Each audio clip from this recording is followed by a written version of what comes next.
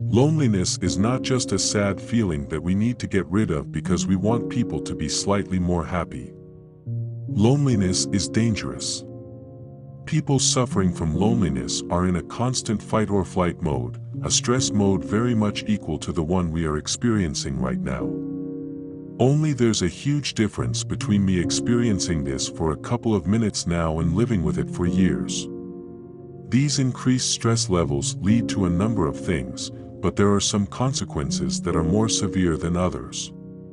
Several studies have shown that feeling lonely results in a 29% increased risk of heart disease. Feeling lonely also increases the risk of having a stroke by 32%. You might not believe it, but when it comes to heart disease, loneliness is a bigger killer than obesity. So think about the feeling of being all alone, what it is like to not have anyone you feel you can talk to or reach out to in a moment. So all of us have experienced loneliness. But 16% of the Norwegian population reports that they're being haunted by loneliness every day. And that's in Norway. According to the United Nations, they are the happiest country in the world. And still, 16% is 800,000 people in this tiny country alone that feel like they have no one to talk to on a day-to-day basis. And when you consider how big of a taboo loneliness actually is, it gets worse because people do not willingly admit to being lonely, meaning that 16% is probably too low. The relationship between age and loneliness is shaped like a U.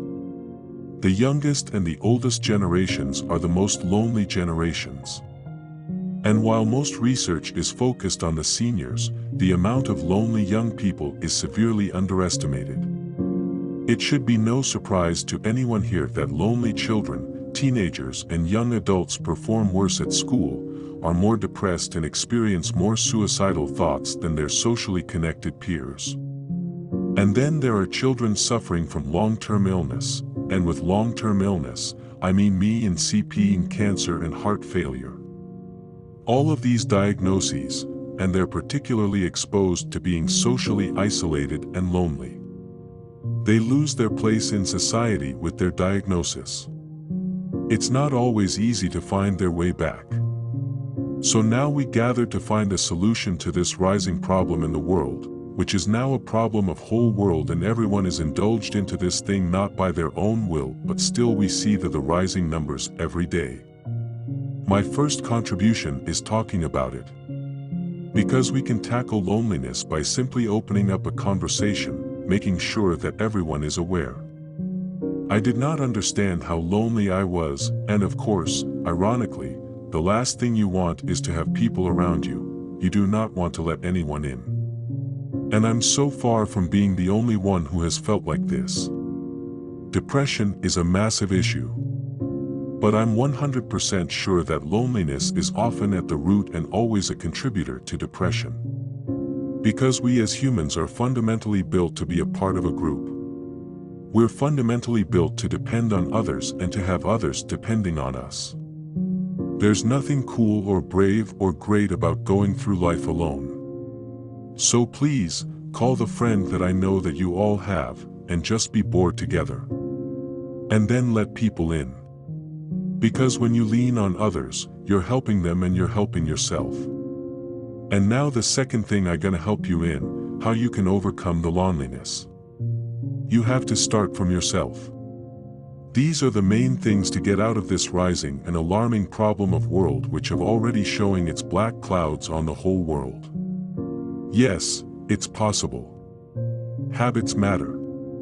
If you've ever tried breaking a bad habit, you know all too well how ingrained they are.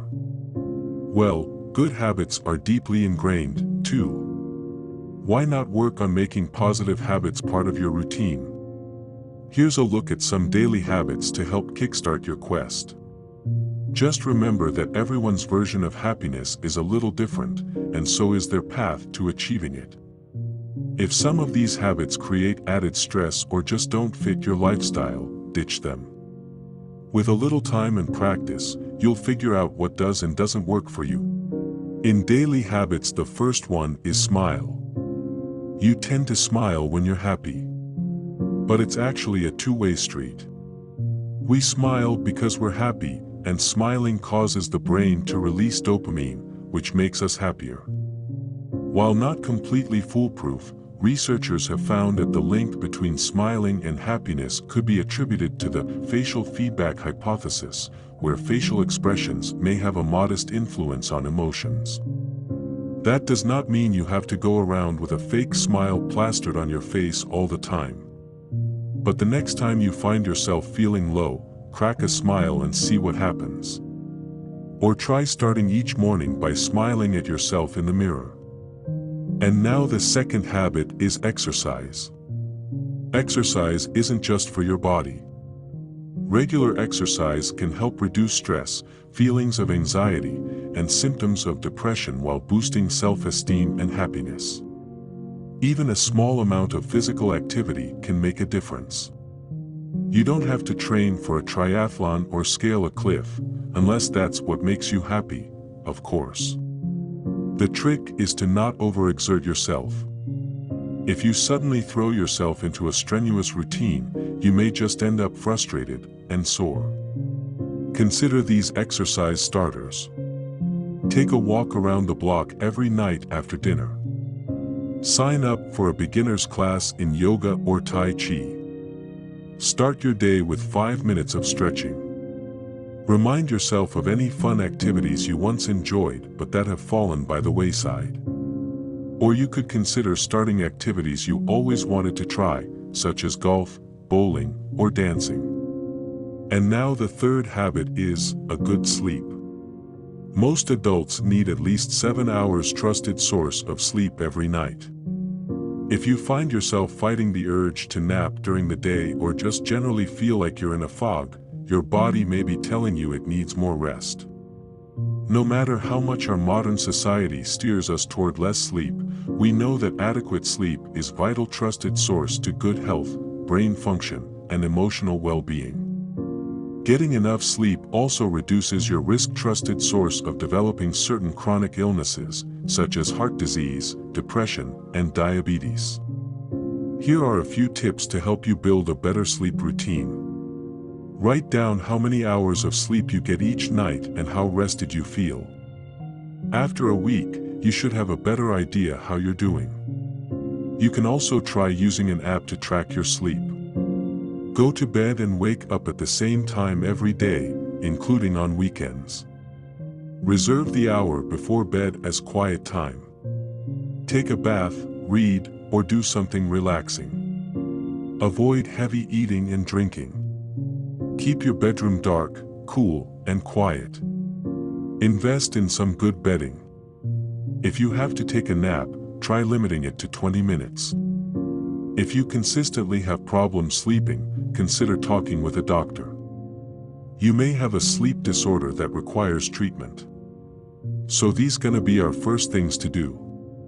To start to get ourselves into a position. From the moment you're comfortable with yourself, a lot of things start to change. You will no longer feel lonely when you are alone, and when you start to improve yourself, love yourself, the relationship you used to chase for will come to your life. The impact of loving yourself is very powerful. Till the end of the day you will find yourself gratitude with every happened event, either good or bad. The best is you will start to love the people around you. Everything we will brought to you one by one. So stay connected, it's not gonna be late. We will update in 2 to 3 days. Subscribe to our channel if you found anything helpful in this video.